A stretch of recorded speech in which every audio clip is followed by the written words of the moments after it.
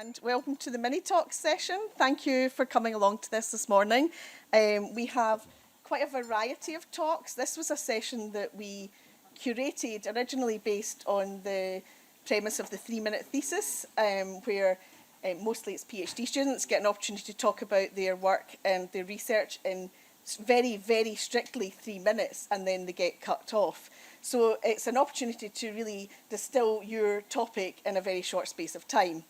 We originally had a lot of talks for this session, but we eventually, due to availability and people attending, it was whittled down to 7 talks. So I'm now going to let the speakers talk for about 5 minutes each. And then I'm going to ring a bell, and that will be the cue for them to stop. So the slides are all uploaded, and I'm going to ask the speakers to come on one after the other. I'll just briefly introduce them and say who they are, and then let them talk. After each short talk, we'll take 1 or 2 questions possibly, if there's time, and if not, we'll keep going till the end. So we're going to start today. So we go from maths to arts to marketing, to IP and accelerator programs, and patent strategies and student knowledge exchange. So if you weren't sure why you were attending, you're probably going to find at least something useful here today, hopefully. So without further ado, I'd like to introduce our first speaker, Rachel Harris, and Rachel is manager of the KE Hub at the Isaac Newton Institute for Mathematical Sciences at Cambridge.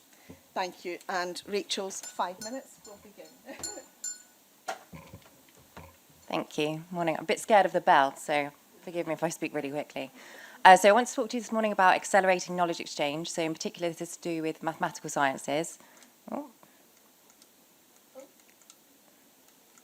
Okay, so to give you a bit of background, the new Knowledge Exchange Hub for Mathematical Sciences, or KE Hub for short, because it's quite long, has come about because of a government review and recommendation which went into knowledge exchange in mathematical sciences, and it suggested that a new centre for impactful mathematics should be created to accelerate industry and policy engagement through to commercialisation with mathematical sciences.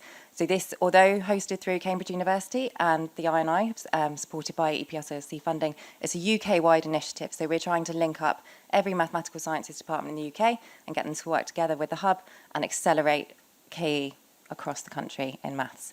So these are the key principles we've identified that we want to accelerate, and they're specific to maths at the moment, but honestly they can be rolled out across other areas. So we want to scale up what's already there. So there's a good infrastructure already in place, but we want to coordinate it. There's some pockets of activity. We want to get things out of silos, scale it up, build a really coherent network across the UK.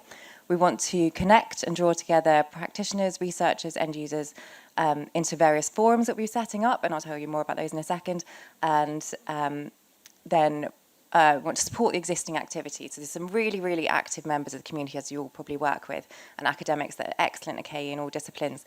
But there's big pools of untapped talent out there that are not currently sharing their research or engaging, and we need to encourage those, mentor those, and get those people engaged. We want to deliver activities through projects, so that's what we were kind of set up as our key points. And then we want to coordinate support end to end, because sometimes KE can be a bit daunting if you're new to it, and so we want to give that support throughout the process. So here are some of our initial areas for our projects. So we want to create a voice for practitioners and innovators, so get their voices heard so they can feed into things. We want to create mobility. So I think this came up at the conference yesterday about career pathways for those that are working in KE and maybe doing slightly less teaching because of it, or working on different research. So we want to work with the new National Academy for Mathematical Sciences to embed a bit of a culture change in there as well. Create capacity. So some of our projects will be having something called Knowledge Exchange Super Champions, but we'll be buying out some academic time across the country to support that, because obviously capacity is a really big issue, and that's some feedback we've been getting. Developing skills, so training specifically around KE in mathematical sciences, hopefully working with practice a bit on that. A really big thing is low risk, high reward entry points, not projects. And identifying those, sharing that good practice, sharing models that have been proven to work at individual universities, so that if it's a new thing or a daunting thing or there's limiting funds, you can look at those areas and go, right, I can get involved with that. And then brokering connections. Loads of universities ask us, how do we meet our industry partners? How do we engage with policy in the first place? So a couple of things that are happening now, that if you're central in your KE departments or with your university, that you can directly go back and help with. So there's 2 live calls out that have gone out to the heads of department for mathematical sciences in all the universities in the UK, or the ones that have signed up to the Hodhams network. So if they're not on that, they do need to be. One, we've asked every maths department to nominate a KE champion to engage with the hub. We'll be sharing our loads of information with them, training, we'll offer mentoring, and we want them to feed back to us what that maths department needs, how they can work with us, and we'll use that information to inform our future hub activities. And there is also a survey that went out to them about their current KE activities within the mathematical sciences, which, if they give us that, it's really useful for getting a snapshot of the landscape. So encourage your heads of department to do that. If you don't know if they've got it, then come find me afterwards and I can send you the emails directly. And soon there will be this call for super champions. So if there's someone at your university that is excellent at knowledge exchange in mathematical sciences, that might be an ideal position for them, because their time will be bought out for about half a day a week. And that's a really, really big scope of those projects. And that, hopefully, I didn't get ringed, so hopefully that's fine. But thank you. Thank you. Perfect.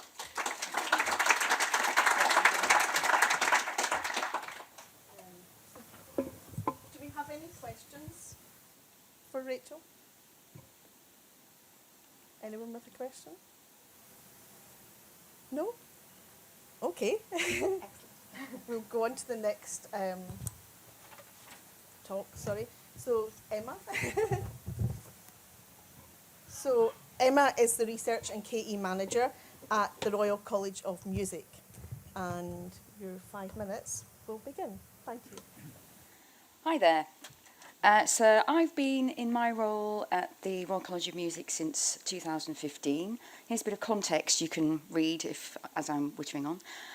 So I've been here since 2015, during which time I created systems and processes, managed and submitted Ref 2021. I've overseen pre and post award, managed the research repository, managed all the internal funds, compiled and submitted HEIs, driven the KE institutional agenda, written the web and intranet pages and so on. All on 1.6 FTE admin finance support. So we are, in fact, the smallest RKE office of any of the UK conservatoires, and that's saying quite a lot.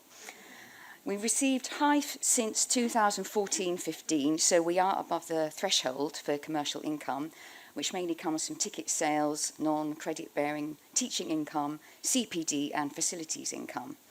Our KE collaborators include the Football Association, Ballet Rambert, the United Nations Leadership Development Programme, the London Early Years Foundation Nursery Network, and Chelsea and Westminster Hospital. Right, this is a slide. This is the one. Okay, I will tell you about this in a minute. So coming out of the KEFs and Ref 2021, my major concerns are about how we keep ourselves relevant as a conservatoire, and how do we sell the concept of music as a force for good.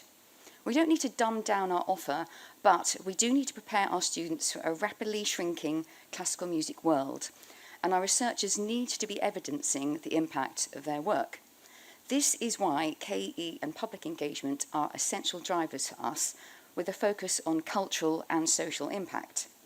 Public engagement, however, is largely understood by RCM management to mean putting on concerts. If we are here, they will come. Actual engagement with the public will taint our excellence. For instance, we were approached seriously to host an event with Stormzy, but Directorate, they said no. Okay? All right? That's, yeah, I know, stunned. Our KE action plan came out of me finding a lack of strategic coherence and understanding during the first KEF. So I'll just rattle through these. So this is what we're attempting to do. 1, design and implement an integrated institution-wide approach to public engagement. 2, develop the college's role as a civic conservatoire by strengthening our relationships with the local community, reaching out to underrepresented groups and making a positive contribution to local regeneration.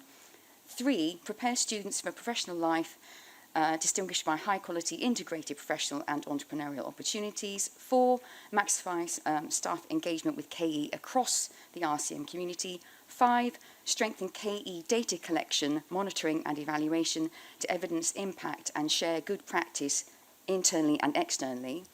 And these actions hope to address problems such as monitoring and evaluation, what we're doing, why, do we have the capacity to do it, do we know if it's any good, How do we build EDI into our projects? Capacity. How the heck are we expected to grow HEPC income by 5% per year, given our size? No idea. So we have a part-time KE and Innovation Fellow in the Centre for Performance Science who's taking on commercial stuff, but again, it's only one part-time person. Communication. Trying to explain what KE is to practice researchers and to our professional staff, including Marcoms, has been difficult. They assume that KE is learning and teaching and student recruitment. Look at this. Possibilities and solutions. I have made some progress on communicating what KE is to our staff and the outside world. 3 new KE films and this infographic will sit on our new KE web pages, which will be launched later this term. I'm using KE public engagement as a driver mechanism for research, encouraging our hourly paid practice professors, like the Hart professors, or whatever, through pilot activities using our internal research and KE allocations. The cross-college KE working group, formed in 22, is looking at KE strategically, which is very helpful in putting the KEF 3 together. Fingers crossed for the results. Finally, Cool KE will come in September with the launch of our new performance laboratory, a £2 million AHRC World-Class Laboratories Fund upgrade of the Centre for Performance Sciences Performance Simulator, this time with AI, surround sound, acoustic scenarios from different performance venues around the world, and a self-playing Spirio Steinway piano. I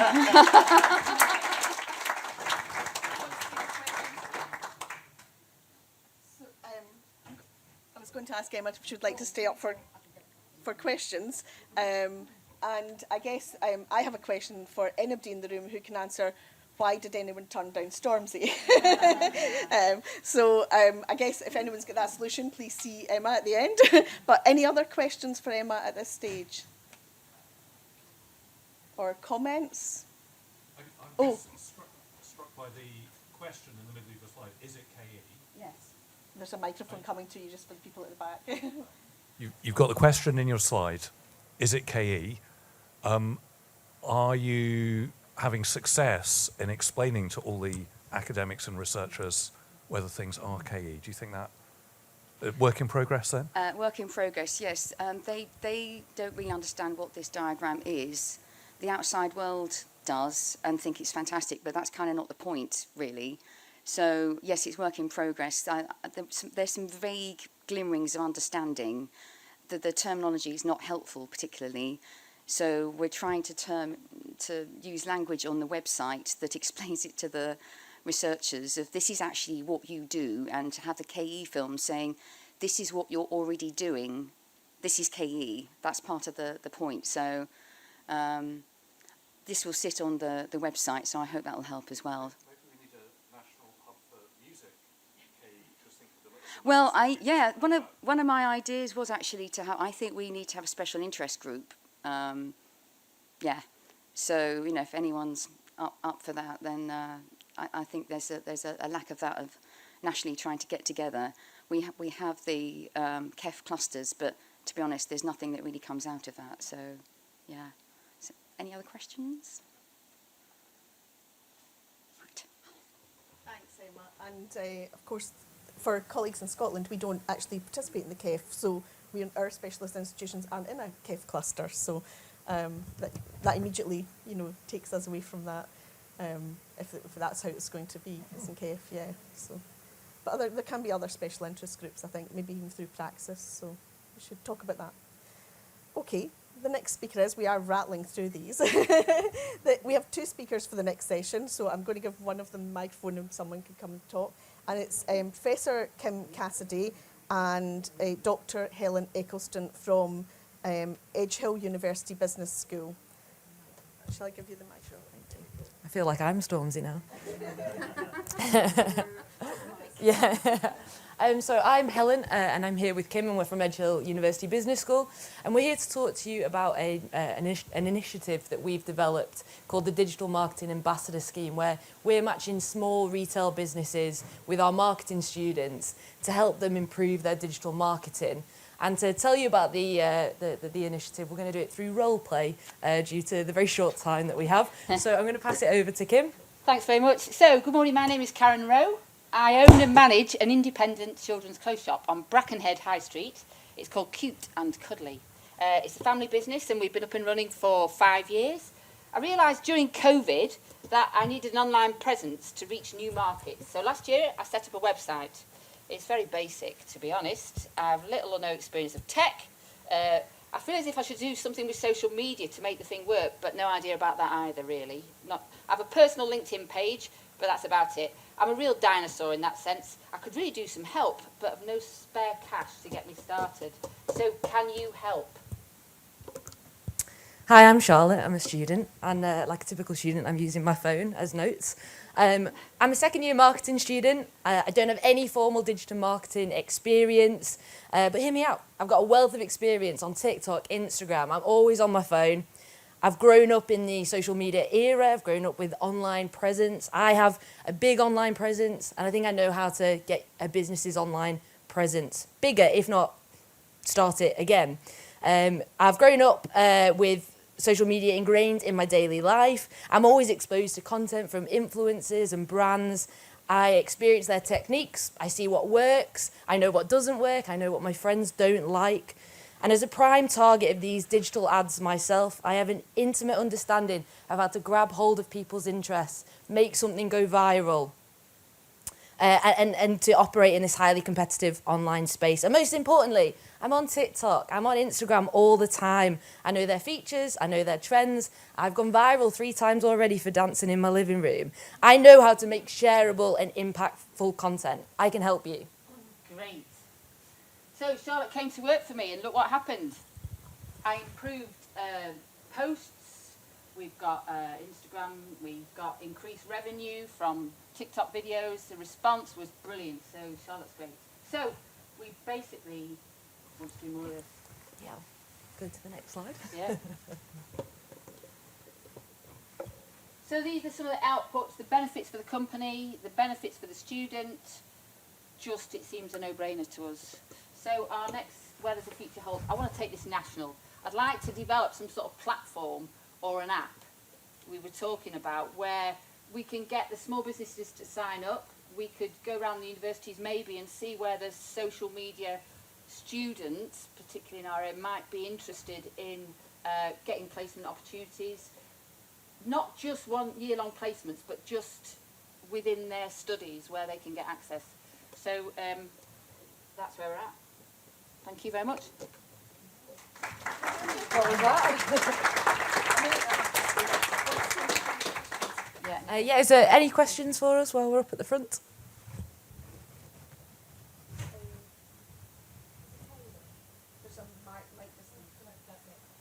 Students. No. They do it as part of there might be credit-bearing units within the programme. The one we did it on, they've got 15 hours where they've got to go out and get a work experience of some sort. So they get, then they write a reflective log, basically. So, but yeah, no.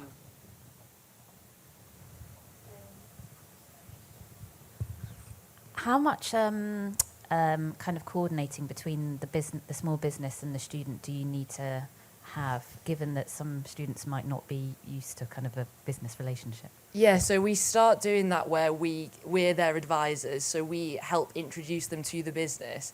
And we did it in several different ways where some roles were completely remote, so they might have gone out to the business for one day or had a lot of online communication, meetings, Teams meetings where we were present. And if they had any concerns, they had a work-related learning officer who is from a different department but specifically looking after them within that sort of role. And then they had the academic advisors in us where they could say, you know, they want me to try and grow X on their social media, I don't know what I'm doing, and we could then offer that expertise as well. So we sort of walked the road with them this time around. And we managed the expectations of the companies quite carefully, didn't we? Yeah. So, you know, Any more questions? Okay, thank you. Thanks so much. Thank you. So, the next talk is by Nicholas Duggan, founder of Zuas. Do you want to microphone or the lectern? That's fine. And your 5 minute steps. Nicholas Duggan, ZUAS. So I'm going to talk about accelerator programs, and really I'm going to talk about our take, or what we do slightly different, really, because you're probably all familiar with accelerator programs we've been running for a number of years, and really what we're talking about is pre-accelerator programs for academics, just really taking them gently into the commercial world.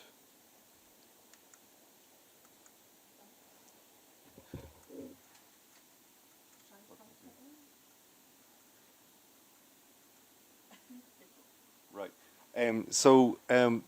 These are a range of products and services all on the market that my team and I have been involved in developing and helping commercialize. So we're coming at this from a practitioners, from product and service and business and brand development and launch and marketing. And really it's this building that we focus on. So we're more builders than judges, as it were. And this thing does not like me. Yeah, and we've translated this knowledge into the university sector. So we've got over 20 clients that we've worked with over a number of years now. So we understand the sort of commercial and getting it done, and we also understand the culture and the sort of the behaviour and who academics are and where they're coming from and all of this. And so we've basically taken the expertise that we've got and we've kind of diced it three ways. We do what we call basically pre-accelerator programs. So we've particularly got a nice 4-day program that we run. So on the first day, we really work with the academics through what's the problem you're solving, why hasn't it been solved before now, what's your idea, what's your solution potentially, who are you going to compete against, can you win against them, and if you've got a number of applications, where do where should you start, and then in the second day we help them build it. In the third day we figure out the funding model and the strategy to commercialize it, and then we get them to pitch it on a fourth day. So it's a nice, gentle, easy introduction to the commercial world, and it gets them thinking about aspects of their opportunity they hadn't maybe thought about before, and it makes them much more easy to deal with when you get into sort of introducing them to businesses and potential CEOs and the like. We can also do that sort of capability for early career researchers as an introduction where they haven't got an idea yet. And we also do a version of it which is less commercial and hard-nosed and more actually about societal impact, that we work with social scientists. So really in this, we like to champion the idea and the person. So a traditional accelerator model is all about picking winners and finding the one good one that you're going to invest in and make a lot of money in, and you really don't care about the rest of them and you never want to see them again. So we don't think that's appropriate for a university type environment. We think all your academics and researchers need to get the attention and have their eyes opened and be trained and so on, and then they can better judge the next opportunity themselves, and they can bring you better opportunities in future. So we really believe in that, and that's what we try and do, and we try to give everybody a good experience. And again, I think because we come from outside and we're sort of industry and design and marketing practitioners, they recognise that we've got a different sort of skill set and background, and they appreciate that. And it seems to work. It seems to work very well. So thank you very much for coming to this talk this morning. I thought after the event last night we'd have a very, very small turnout. I thought you'd all be still having your breakfast. So great that you made the effort to come here, and we'd be delighted to sort of help any of you that have challenges in this area. And we're nice and easy people to work with, and academics like us, and we do a nice job and we deliver a good experience, and everybody's happy. So thank you very much.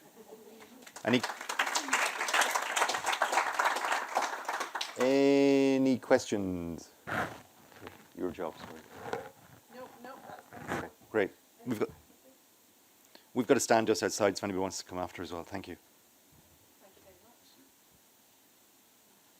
So, we are rattling through these, and I think this session we might get out to coffee early at this rate. But if you have any questions for anyone at the end, we can have a little bit of time there too. The next speaker is Professor Kelvin Dawn from the University of Swansea. Thank you.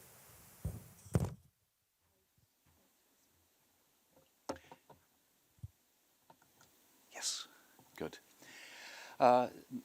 Kelvin Dunn. My role in the Swansea University School of Management is to write research papers, generally interfere in the accelerator program that we've been running for the last 5 or 6 years. £20 million, unusual for Wales in that normally our European structural funds were on conventional collaborative research industry and university. This was predicated on Chesborough's 2003 seminal paper on open IP, which was, if you have a clever idea as a sole entrepreneur, if you really want to commercialize it, there are third parties that you have to engage with. How do you manage the protection of the intellectual property? So that was the backdrop to this program.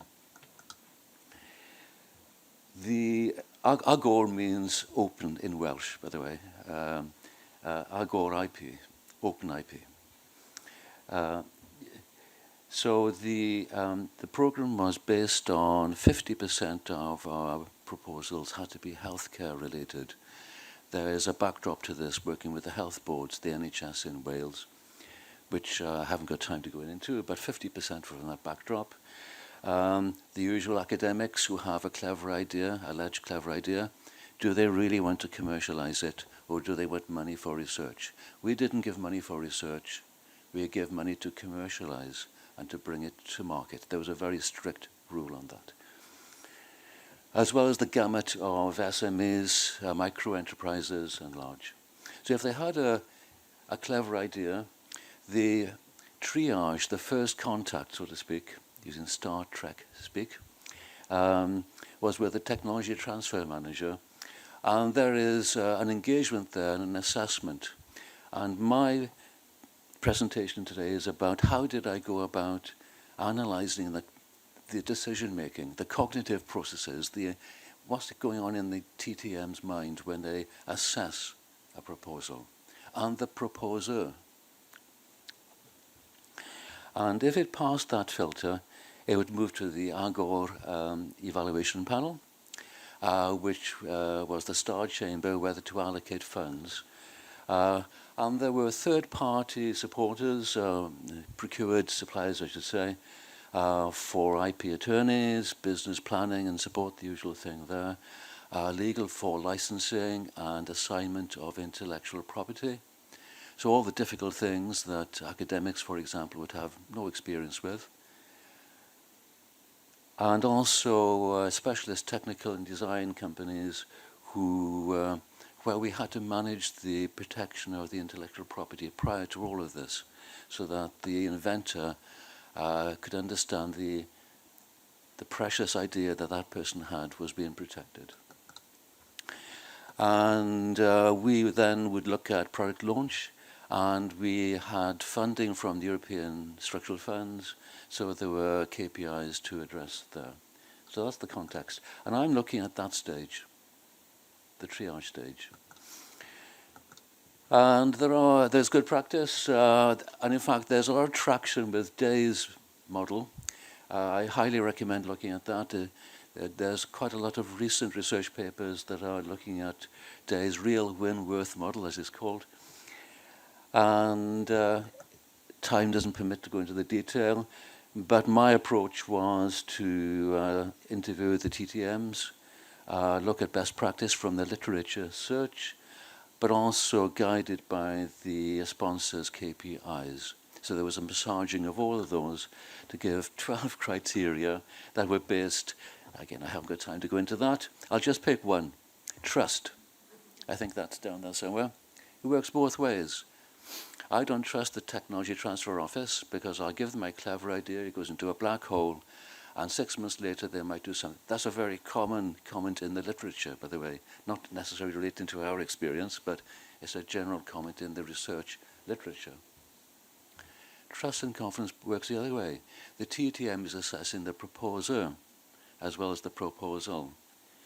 And we have to make a judgment. Is, for want of a better phrase, is the person flaky? I can't put it more. And there might be a clever idea, but do we have confidence in the person to allocate time to the business agenda rather than the technology agenda? Day makes a good point about this ambidexterity, which is the inventor must allocate time to the commercial agenda as well as the technology. So I use some, I had to write a research paper, that's my role. Okay, so HP analysis, we looked at the priorities of these criteria in the TTM's mind, and that's what we found. I got references down there on our paper and the backdrop papers. Thank you very much.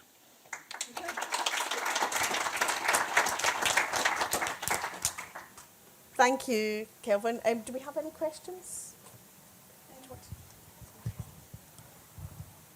No, you mentioned that a lot of this has been funded by European structural funds. Do those end for you this? Do those end this year? I mean, I'm at Lancaster University and we're losing Yes, all ours now. How are you yes. going to continue to? I'd be careful what I say. I think they have been replaced by Westminster funds called Shared Prosperity Funds, SPF, of lower total value. I should have said ARGO is morphing into the Royal Academy of Engineering Entrepreneurial Hub for Wales. We're co-sponsoring that for the first couple of years. There's a story there. If you Google all of that, you'll see one of my colleagues, Mike McMahon, is driving that. So there is an SPF agenda, Royal Academy of Engineering agenda, to take it to the next phase.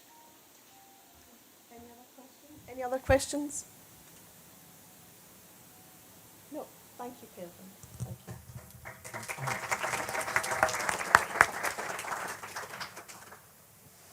Okay, 2 more to go. As you can see, we're changing topic quite rapidly. So our next speaker is Paul Roscoe from Appleyard Lees, and where he's a patent attorney. Paul, 5 minutes starts. See if this works for me. So, yeah, I'm Paul Roscoe. I'm a senior associate at Appleyard Lee as a patent attorney, and my talk's about the EU patent package, so the unitary patents and the unified patent court. So where are we now? So there's big change. This is one of the biggest changes in the patent system for decades. The UPC is now active as of the 1st of June. So that marks the end of the sunrise period, which was the period to opt out your existing patents in advance of the system going live. We know that about 500,000, just under 500,000 opt-out requests were filed. We don't know exactly how many patents that equates to, because you can file more than one, include more than one patent in a request, but it should be over a third. We think it's probably over a half, so that's the majority of patents were opted out. The transition period's now started, which means that you can still file opt-out requests, so you've not missed the deadline. You can do that for up to, well, at least 7 years. And it's now possible to obtain unitary patents. So that differs from the current system where you end up with a bundle of national patents and you have one patent which has unitary effect across 17 EU states. Doesn't include the UK, obviously, because of Brexit. So what type of things you need to consider whether you want to use this court or not. So enforcement, the advantage is the fact that you can attack across multiple EU jurisdictions in one single action. So that's simpler and potentially cheaper. There's in contrast to that, you could get your patent revoked in a single action as well. And it's also quite difficult at the moment for us to predict what the outcome of cases would be because it's a new court, so we don't actually have any case law. One approach that I've seen proprietors take in deciding what they want to do is to use judge their crown jewel patents differently to their kind of low budget ones. With my field of electronics, you would have a thicket of patents which are all comparatively low value and would cover consumer electronics products. In fields like biotech, you would have one patent which could cover a molecule, could be extremely valuable. It's probably not worth the uncertainty of using the system to put those in. That's not a wholesale advice, so you have to work with your advisor to work out the best thing for you. There are some licensing considerations, so once you're in the system, if the action's being filed, you can't then opt out, and that's applicable to both exclusive licensees and the proprietors as well. So what you need to consider for the unitary patent, so the renewal fee is a big one, cost. The renewal fee is based on the top 4 economies in the EPC economies. So that's if you validate in 7 countries, it's probably worth your while doing this. It'll be cheaper. If you only validate in 1 or 2, it's probably going to be quite expensive to do that. The important thing to note is a unitary patent has to fall under the jurisdiction of the UPC, this new court. So if you're not you don't want any of the uncertainties surrounding that, then it might be a good idea to continue with the national patents as you have been doing previously. And then licensing as well, so you need to consider your terms. Are your licensing terms up to date? So, you know, does it cover the whole or part of a territory? So we've got a lot of FAQs, and we've got a good section on the website. We've got a bit where you can go in and ask questions as well. So we're all happy to take the questions. We do file opt-out requests ourselves. I'm a representative on the new system too. So yeah, if anyone's got any questions, you can ask now, come and speak to us, or contact us on the website. And that's it.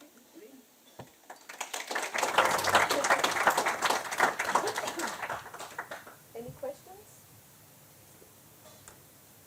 Nope.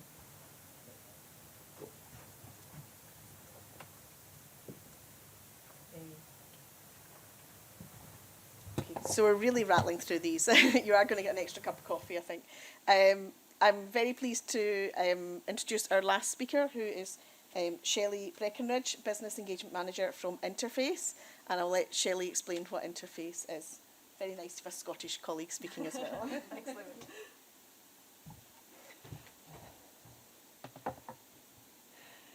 Morning, everyone.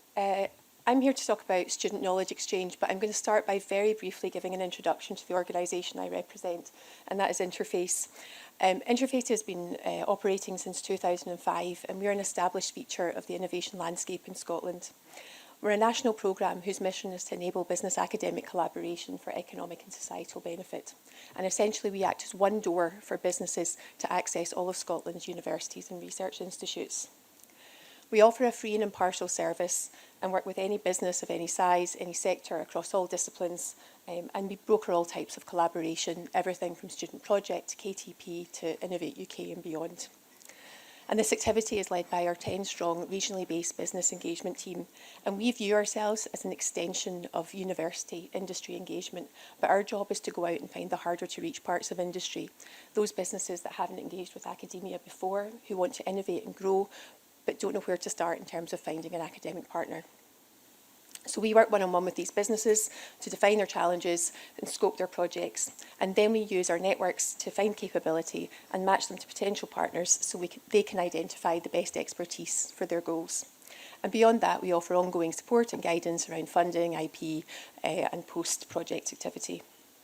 And our success is reflected in the fact that we've helped broker over 3,300 collaborative projects, and 97% of our clients have said that their projects would either have not gone ahead or would have taken longer without our support.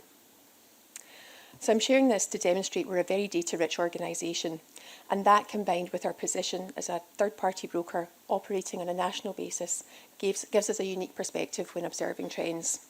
And one of those trends is the potential of student knowledge exchange to be an entry point to initiate and foster relationships with businesses that can translate into larger, long-term academic collaboration. And to support that, I'm just going to share a couple of key points. So if you look at our data, student KE makes up 41.5% of overall projects over the 18 years of Interface. And from our data, we know that when a student project is a first-time collaboration for a business, 38.3% go on to have some additional activity. This is comparable with 40.9% of funded first-time projects, so they can be comparably sticky in keeping businesses engaged with university collaboration. And we know businesses like them because it's a way of allowing them to draw in new ideas and access younger, more diverse thinking to help address their challenges. A second point relates to the impact they can have. So following every project that we broker, Interface requests feedback from the businesses to capture impacts.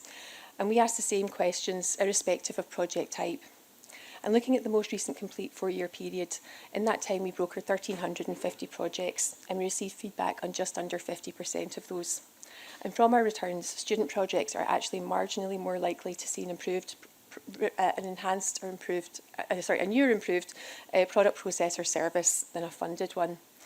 This, of course, is only one measure of impact. There's also future investment and jobs, for example, which have stronger returns on funded projects, as you may expect.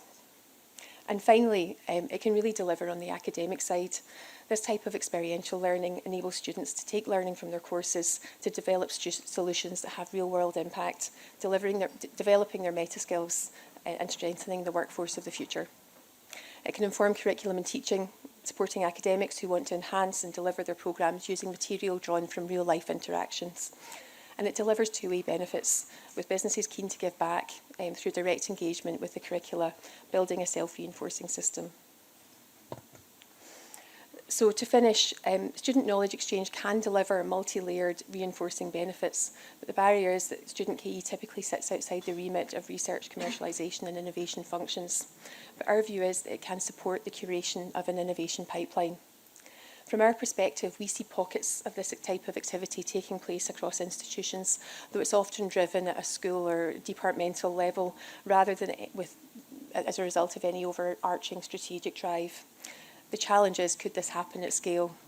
So I'm actually, rather than you giving me a question, I'm going to finish with a question. How could we enable student knowledge exchange to be recognised more consistently as an integral and valuable part of institutions' research and knowledge exchange agendas?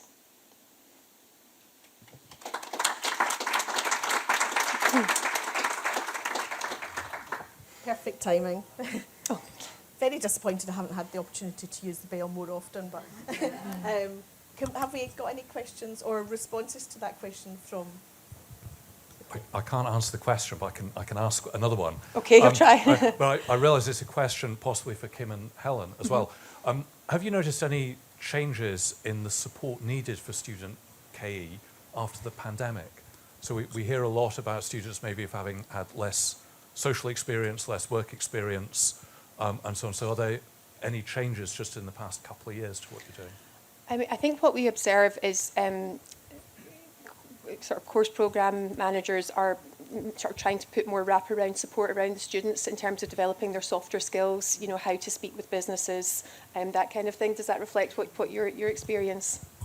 Yeah, I think a lot of what we've recognised is that the skills to have those conversations and also the bigger social impact that a lot are struggling to live. And so we got asked whether we're paying our students, that how can they be expected to go on a mandatory placement, and sometimes they're barely going into university because they're working a part-time job because they can't afford to go. And so it's trying to bridge those gaps and provide them. We've got a student opportunity fund, which means that they can get all the travel paid for to go to these things, and it's about bridging those gaps, isn't it, and providing them that further support. Mm-hmm. Any other questions? Hi, I've got a question about data capture. So you've obviously got your longitudinal studies from the work that you're doing, but thinking about it from a university perspective, because I know in my own institution we have various forms of student projects which, as you describe, are done locally by school. And so I'm sort of thinking ahead, well, when the KEF and HEBC data starts asking us to report on student KE as well, how are we going to be able to integrate that data in order to produce an institutional return? And I wondered if you had any words of wisdom from what you've observed. When we're talking to businesses, again, in regard to any type of project, from the get-go, we make it clear we're going to ask for feedback. We're giving you this sort of support and resource for free. In exchange, we're just going to ask you afterwards to fill in a short, multiple choice questionnaire and give us some data. So I think building that expectation in from the outset is important in terms of getting that high return. And then I guess we really our questions are quite short. We've got a maximum, I think 10, or it varies a little bit, but usually between 10 and 12 questions. And we really only capture the information we absolutely need. And we just do it through SurveyMonkey. It's free, it's easy to operate. It's a fairly simple solution. So I think just embedding that process in the whole embedding that micro process in the whole process is key, and establishing that expectation from the get-go. Yeah. Any other questions? Thank you. Thank you for the presentation. Really interesting question that we're grappled with at Birmingham, University of Birmingham. Gurmit Clare, Director of Business Engagement and Research Impact. So one of the things that, and I'm not going to try and answer the question, but just sharing some thoughts. One of the challenges we've had is research and education tend to be very separated at university at that top level.